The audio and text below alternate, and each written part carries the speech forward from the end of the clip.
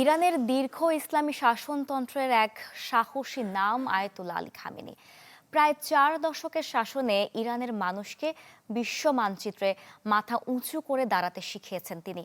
তার নেতৃত্বে মধ্যপ্রাচ্যের বুকে ইরান হয়ে ওঠে পশ্চিমা ষড়যন্ত্রের বিরুদ্ধে শক্তিশালী রাষ্ট্র। প্রিয় নেতার শূন্যতা থাকলেও হার না মানার ব্রত নিয়ে শেষ পর্যন্ত লড়াই চালিয়ে যাওয়ার প্রত্যয় ইরানিদের।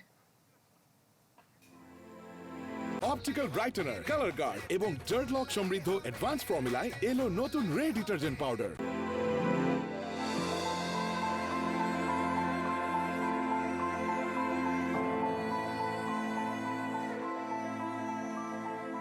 আয়াতুল্লাহ আলী খামেনি ইরানে ইসলামী বিপ্লবের হাত ধরে প্রভাব ও ক্ষমতার শীর্ষে উঠে আসা এক সাহসী নাম। প্রায় 4 দশক ধরে নেতৃত্ব দিয়ে খামেনি পরিণত হয়েছিলেন অধিকাংশ ইরানির আদর্শে।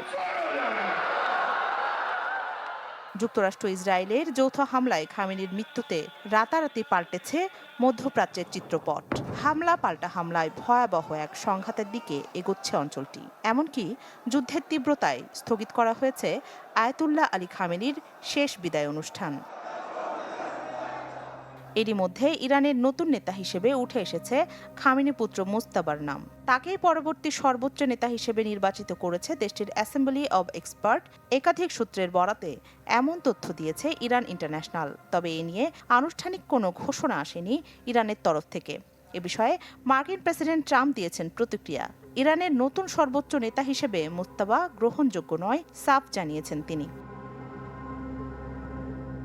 মোস্তফা ছাড়াও ইরানের পরবর্তী নেতার তালিকায় আছে সাবেক সর্বোচ্চ নেতা রুহুল্লাহ খোমেনির নাতি হাসান খোমেনি, ইরানের বিচার বিভাগের প্রধান গোলাম হোসেন মোহসেনি, কট্টরপন্থী নেতা মোহাম্মদ মেহেদি মীর বাঘেরি ও অন্তর্বর্তী কাউন্সিলের নেতৃত্বে থাকা আলী রেজা আরাফির নাম। খামেনি সহ ইরানের 40 জনের বেশি শীর্ষ কর্মকর্তাদের হত্যার পরও থেমে নেই যুক্তরাষ্ট্র ইসরায়েলের ষড়যন্ত্রের ছক। দেশটির পরবর্তী নেতৃত্বকে সরিয়ে দেওয়ার হুঁশিয়ারিও দিয়ে যাচ্ছে ওয়াশিংটন, তেল আবিব। ফলে পরবর্তীতে দেশ পরিচালনার হাল যেই ধরুক না কেন, তাকেও হয়তো বরণ করতে হতে পারে আয়াতুল্লাহ আলী খামেনির মতো পরিণতি। এমন বাস্তবতায় নতুন সর্বোচ্চ নেতার নাম আনুষ্ঠানিকভাবে ঘোষণা করছে না তেহরান।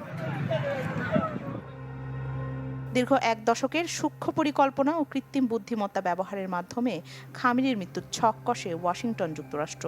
গত 28 ফেব্রুয়ারি খামেনির সঠিক অবস্থান শনাক্তের পর তার কম্পাউন্ডে 30টি বোমা ফেলে ইসরায়েলি যুদ্ধবিমান, যাতে খামেনির সাথে একে একে নিভে যায় স্ত্রী মানসুরে খোজেস্তে সহ পরিবারের 5 সদস্যের প্রাণ। 1989 সাল থেকে সর্বোচ্চ নেতা হিসেবে ইরানের ক্ষমতায় ছিলেন খামেনি। দীর্ঘ রাজনৈতিক জীবনে খামেনি দেশ পুনর্গঠন ও রাজনৈতিক স্থিতিশীলতা বজায় রাখায় দেন সর্বোচ্চ গুরুত্ব। খামেনি চলে গেছেন, তবে তিনি ইরানের মানুষকে শিখিয়ে গেছেন কিভাবে বিশ্বে মাথা উঁচু করে দাঁড়াতে হয়, কিভাবে শত্রুদের চোখে চোখ রেখে দিতে হয় সাহসিকতার বার্তা। রাখি জেসমিন, চ্যানেল 24।